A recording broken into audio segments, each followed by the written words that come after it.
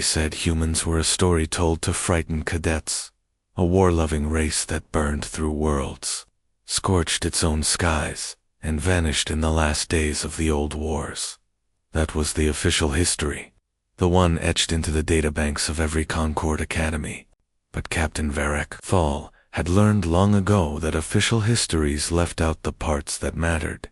The Kellis 9 mining moon drifted under the silent weight of its shattered asteroid belt, a graveyard orbiting in slow, eternal mourning. Or, barges hummed in the distance, dragging chains of broken rock toward the smelters. But Varric's attention was on something else entirely. "Captain," the voice of his comms officer cracked over the bridge speakers, tight with unease. "You're going to want to hear this." Static flooded the channel, at first a low, rhythmic pulse. 3 beats. Silence. 3 beats again. "Could be machinery," his helmsman muttered, though his voice lacked conviction. Varric leaned forward. "Clean it up." The signal sharpened until the rhythm emerged with eerie precision, like a slow heartbeat pounding through the void. Then, faintly, harsh, clipped syllables in a language Varric had never heard in real life, only in dusty recordings hidden in smuggler archives. "This is Earth Command, requesting assistance." The bridge went still. Even the hum of the ventilation system seemed to fade. Earth Command. Impossible, the language standard, but ancient standard hadn't been spoken in centuries. Every record said the humans who spoke it were extinct before the Concord had finished uniting the core systems. The Concord's own historians called them an unverified footnote, a warlike ghost race, buried under propaganda. But that voice, it didn't sound like a ghost. "Origin?" Varric asked quietly. The nav officer swallowed. "Somewhere in the Kellis 9 belt. Signals bouncing could be deliberate. Closest. Source triangates to an object about 20 clicks off the mining lanes." The display lit up, painting the target in red. A fragment of hull, massive enough to register as a derelict, spinning slowly in the gravity eddy of an asteroid cluster. No beacon, no Concord registry. Varric felt the weight in his chest grow heavier. "Bring us in." As they broke from the shipping lanes, the Kellis 9 belt swallowed them whole. The rocks here weren't like the clean-cut or chunks of active mining zones. They were jagged, ancient, many fused into glass from weapons fire. Here and there, the skeletal remains of warships jutted out, like rusted spears. A bolt of silent lightning arced between 2 nearby asteroids, illuminating a shattered cruiser's prow for a heartbeat before plunging them back into black. The signal pulsed again. 3 beats. Silence. "Something's wrong," the helmsman muttered. "No derelict should be broadcasting power after this long." Varric's eyes stayed fixed on the drifting hull ahead. The object was massive, 300 meters, maybe. Marit's plating scorched black, torn open in places, to reveal twisted ribs of support struts. Yet faint heat signatures ran along its spine, like veins still carrying blood through a corpse. "Scan for life," Varric ordered. The computer chirped back almost instantly. "Negative, no. Life signs detected." "Then who," Varric said softly, "is asking for help?" No one answered. The hull loomed closer, eclipsing the light from the distant sun. As they drew alongside, floodlights raked across ancient markings on the metal symbols eroded almost to nothing. But not gone. One symbol stood out. A stylized bird, wings spread, clutching lightning bolts in its talons. Varric didn't recognize it, but he noticed the way his historian did, sitting bolt upright, eyes wide with something close to fear. "Captain," the historian whispered, "that's the emblem of Earth, humanity." The signal came again, stronger now, as if aware of their presence. 3 beats. Silence. 3 beats. The crew had no idea yet, but they were already in the shadow of a story the galaxy had tried to erase, one that was about to speak again, in steel and fire. The derelict hung in the dark, like something that had decided to stop pretending it was dead. Varric's ship, the Shadow Spear, drifted closer, her engines humming low to avoid spooking whatever phantom clung to the wreck. Floodlights swept across the warship's scarred hull, revealing gouges from weapons fire so violent the metal looked melted. Some edges still shimmered faintly, like the heat had never truly left. "This thing's ancient," the nav officer murmured, "but the thermal readings are wrong. Power flow in the dorsal spine. Low level, like something's keeping the blood warm." Varric finished. The hull markings were faint now, scoured by centuries of micrometeorite impacts. But here and there, the eagle emblem reappeared. Varric caught the historian staring at it again, lips moving silently as if repeating an old prayer. "Bring us alongside," Varric ordered. The shadow spear's maneuvering thrusters hissed, and the derelict's bulk grew until it blocked out the asteroid field beyond. As they passed under the massive forward prow, a shadow rolled over the shadow spear, swallowing her entirely in darkness. "Docking clamps ready," the helmsman said, though his tone was more question than report. Varric nodded once. Latch on the magnetic locks thudded into place. The airlock cycle was slowed to slow. Cold air seeped through the seal before the hatch even opened, biting like knives against the exposed skin of their cheeks. Inside, the corridor stretched forward into black, the deck plating coated in frost so thick it crunched under their boots. The away team's helmet lamps cut narrow tunnels of light through the dark. "This doesn't feel like any Concorde ship," the engineer whispered. "Bulkhead layout's different, narrower, like it's meant to bottle movement," the historian interrupted. "Force invaders into choke points." The frost-coated walls were pitted with small, precise impact scars, Varric realized. His gloved hand traced one, feeling the ridged outline of something deliberate. Defense fire. Close dash quarters. The deeper they moved, the more wrong it felt.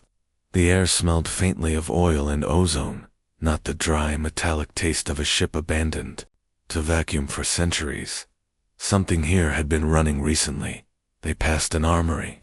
The racks were still mounted, but every weapon slot was empty. No dust, no corrosion, just empty, like someone had walked in yesterday and taken them all. "Captain," the voice in his comms was tight. "We've got power fluctuations ahead." A faint glow pulsed down the next corridor, slow, steady, like breathing. They followed it into what must have been the bridge. It was smaller than any Concorde design, the chairs angled inwards, the consoles low and utilitarian. And in the center, the captain's chair sat facing away from them. Varric's heart kicked when the chair turned smoothly, silently, like it had been expecting them. A voice, cold and precise, spoke from nowhere and everywhere at once. "Non-human. Life forms detected. Allied status unconfirmed." The historian's breath caught. It's speaking Old Standard. The lights along the consoles flickered to life in sequence. Holograms bloomed in the air, battlefields lit by flames, ships tearing through one another in the void, railgun slugs punching through capital hulls. The scale was unlike anything in Concorde history books. The voice came again, as if ignoring their shock. "You are late. 312 years late." A ripple of cold went through the team. Varric stepped forward. "Who? What are you?" The answer came without hesitation. "I am Vigil. I have been ordered to wait." He didn't know it yet, but Vigil was the first piece of a truth the Concorde had buried so deep it had become myth-a-truth, now waking up in the dark. The bridge was too small for the history it carried. Holograms shimmered in the cold, armadas tearing into each other in silent fire, cities swallowed by shockwaves, fleets burning as they fell into planetary atmospheres. The projections painted the frost-coated bulkheads in shades of orange and red, so vivid the away team's shadows flickered like ghosts across the walls.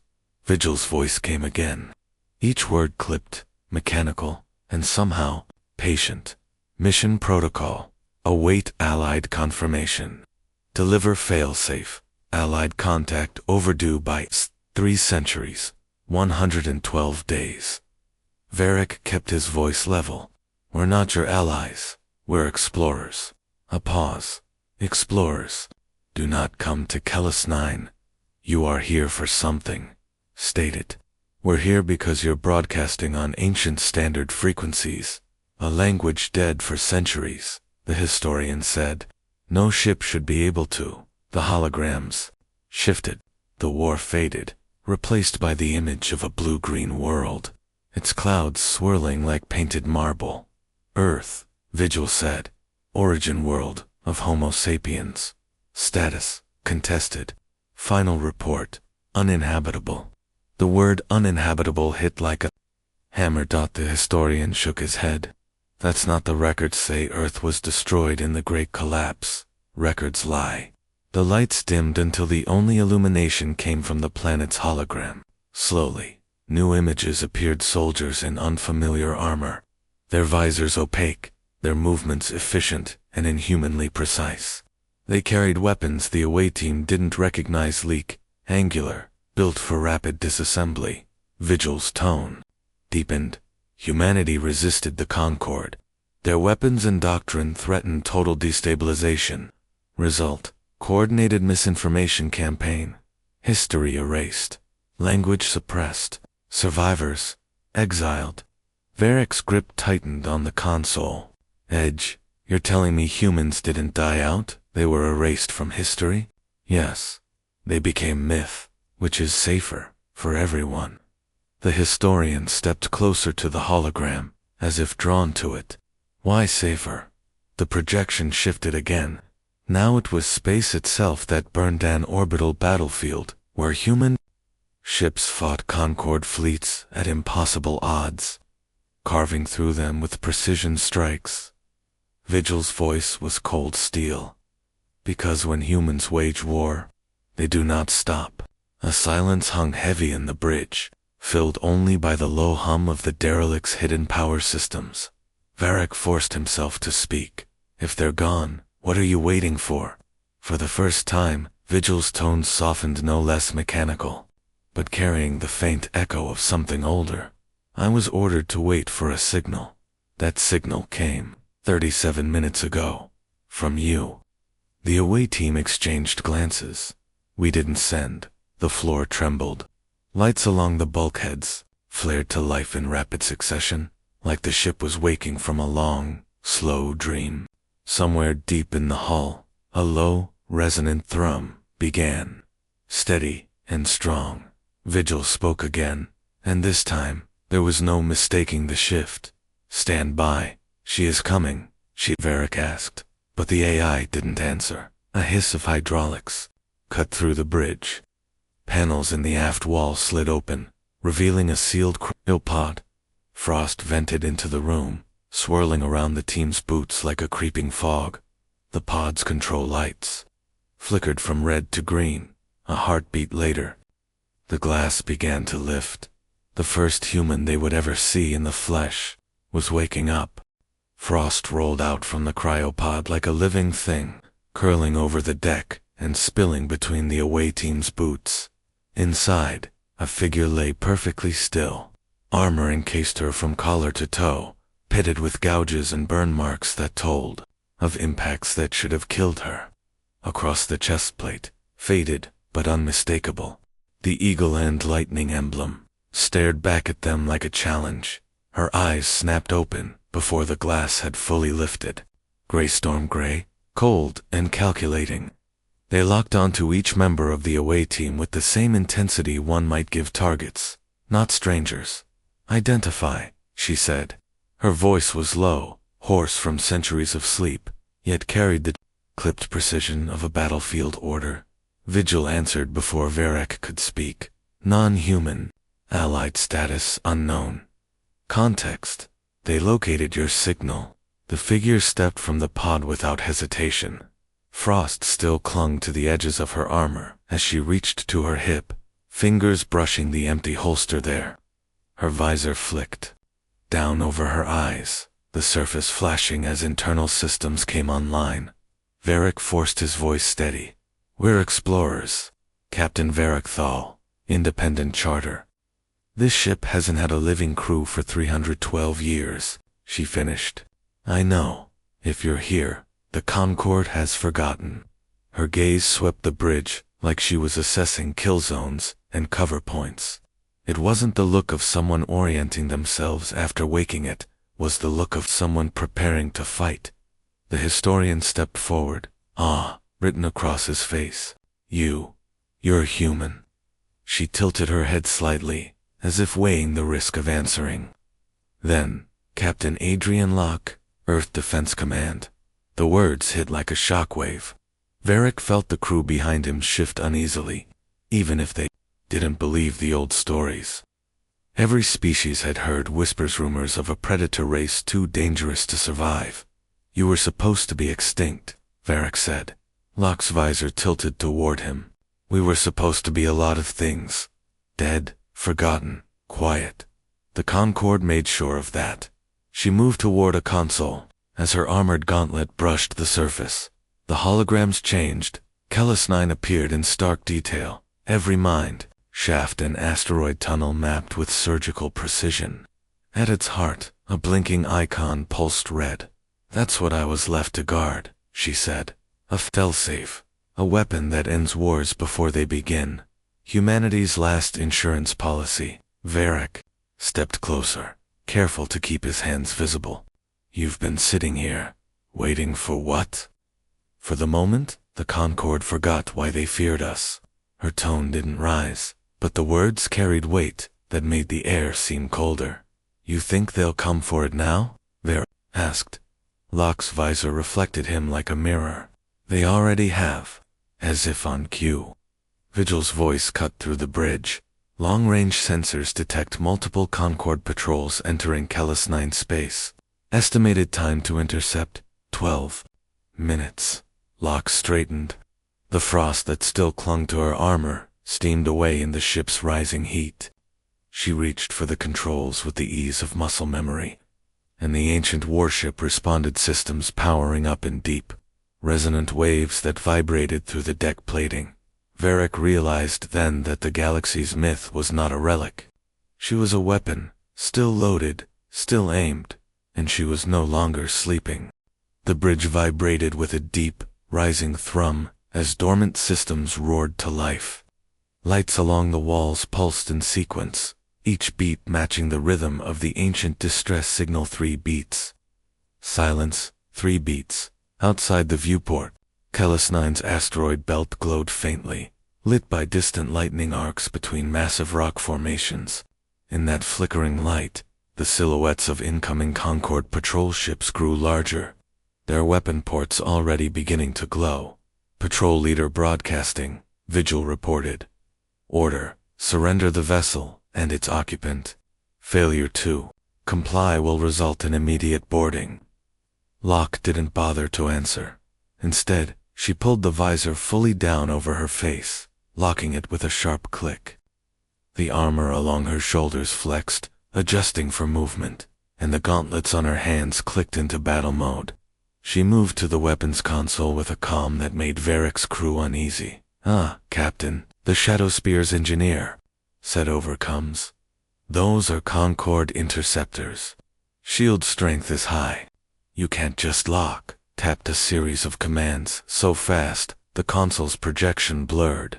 Shields are just a delay tactic, she said. You don't fight shields. You fight the people behind them. The warship groaned as its massive railgun arrays rotated into position, the barrels long skeletal, and blackened by centuries locked with a hollow thunk. Varric felt the change in the air, the electric sharpness of a predator about to strike. Firing solution calculated, Vigil announced. Locke's voice was steady. Fire. The first tungsten slug tore through the void at 12 kilometers per second. A silver blur that barely seemed real until the nearest Concorde ship bloomed into a silent explosion. Its shield didn't flicker, it shattered, collapsing inward, as if crushed by an invisible fist, before the debris had even begun to spin away. A second slug ripped through the next patrol ship, splitting it clean in half. The severed sections tumbled away, venting fire and atmosphere into the vacuum dot. On the Shadow Spears Bridge, Varric's crew stared in open disbelief. Concorde ships were built to survive heavy bombardment, but these hadn't survived a single shot. "Reload," Locke ordered. The railguns hissed as massive magnetic coils reset.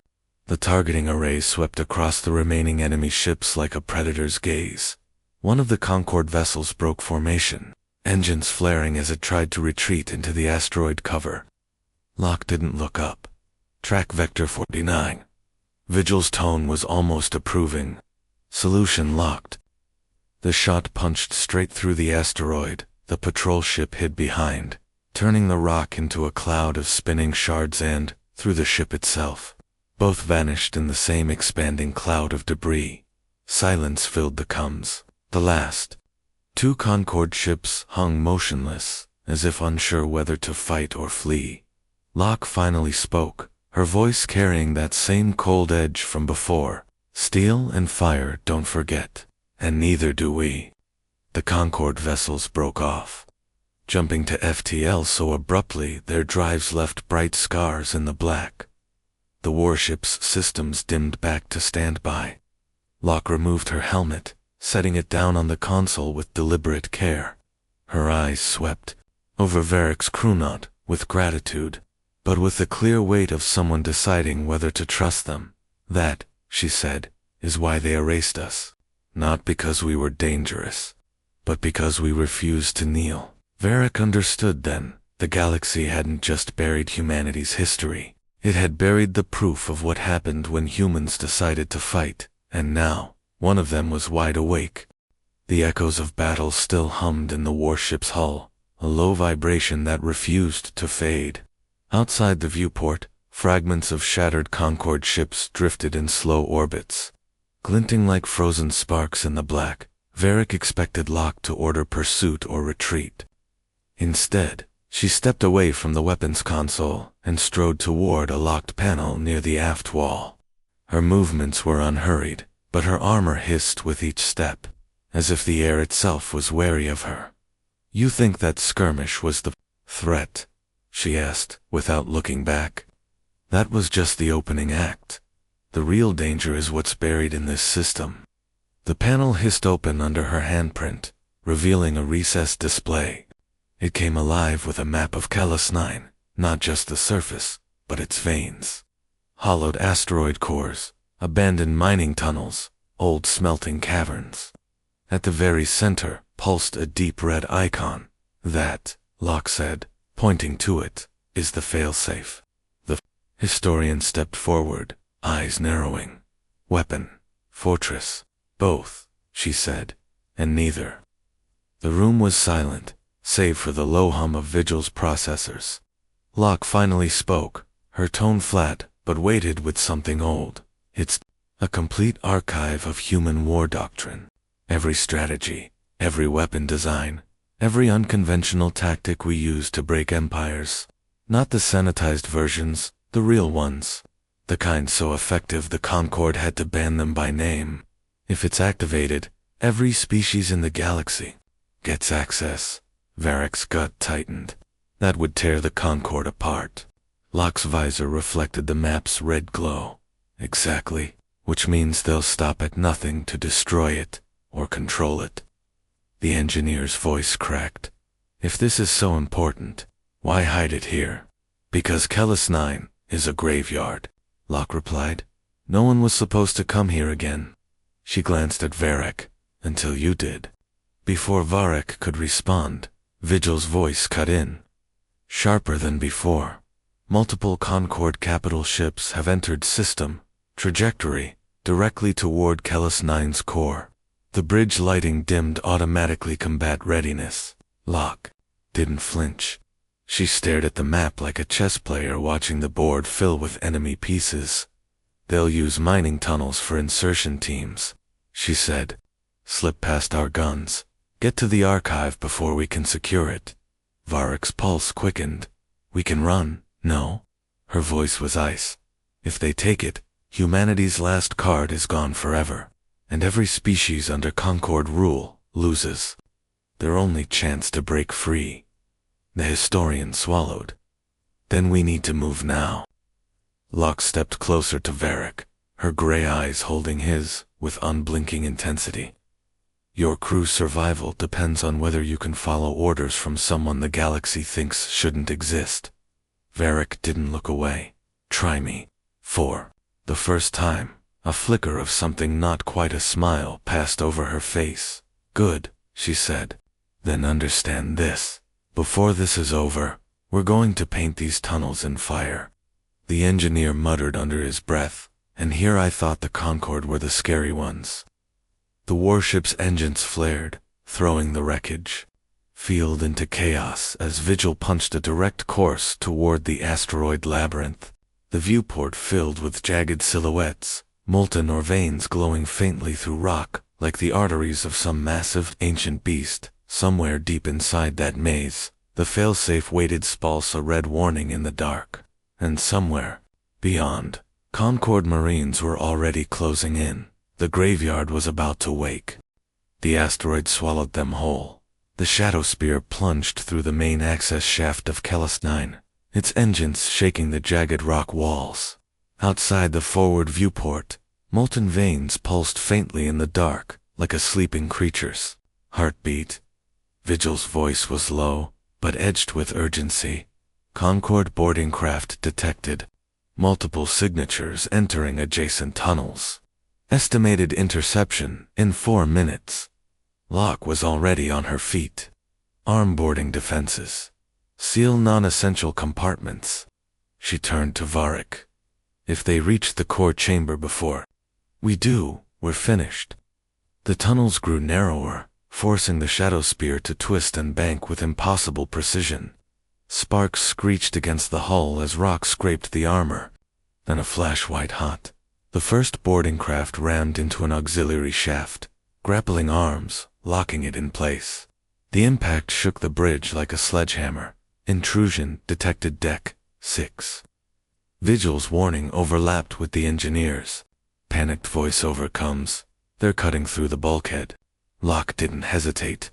She grabbed her rifle from the rack, its surface etched with the scars of older wars. Varric, you're with me. They sprinted through dim corridors, lit only by red emergency strips. The air tasted of coolant and ozone, and every vibration in the deck told. Varric, the Concorde Marines were already inside. They reached deck 6 just as the final section of bulkhead gave way. The Concorde Marines came through in perfect formation, faceless, armored, silent. Their rifles hissed with charged plasma. Locke didn't slow. She raised her weapon and unleashed a burst of controlled fire, the sound a brutal, metallic rhythm. The first Marine crumpled before it could return fire. The rest scattered for cover. Varric pressed himself against a support strut, heart pounding, while Locke moved with mechanical precision. Slide, fire, advance. Every shot was deliberate, every movement efficient, but the Concorde kept coming. 1. Marine lobbed a sonic grenade down the hall, its detonation bending the air with a gut punch of force. Varric's ears rang as Locke shoved him behind cover. They're not here to kill us, she said through gritted teeth. They're here to pin us while the others take the core. On cue, Vigil's voice cut in. Multiple enemy teams approaching primary chamber. 2 minutes until breach. Locke cursed under her breath, then yanked Varric toward the lift. We're cutting them off. Now. The lift dropped into the bowels of the asteroid, the walls flashing past like streaks of rust and shadow. When it stopped, the doors opened to a cavern so vast it could have held a city, its ceiling bristling with stalactites of raw ore, its floor dominated by a single structure, the failsafe. It stood like an ancient monument, black stone wrapped in steel, its surface etched with angular human script. At its heart, the red pulse was faster now, almost eager. Vigil's voice was grim. Core chamber breach in 60 seconds. Locke moved to the console at the base of the failsafe, fingers flying across ancient controls. I'm sealing the archive in an unbreakable encryption shell, but if they hit us before it's complete, the chamber doors thundered as Concorde plasma cutters carved glowing scars into the metal. Each hiss and spark was a countdown. Varric looked at Locke. If they break through, what happens? Her visor turned toward him, the red pulse reflecting off its surface. Then you run.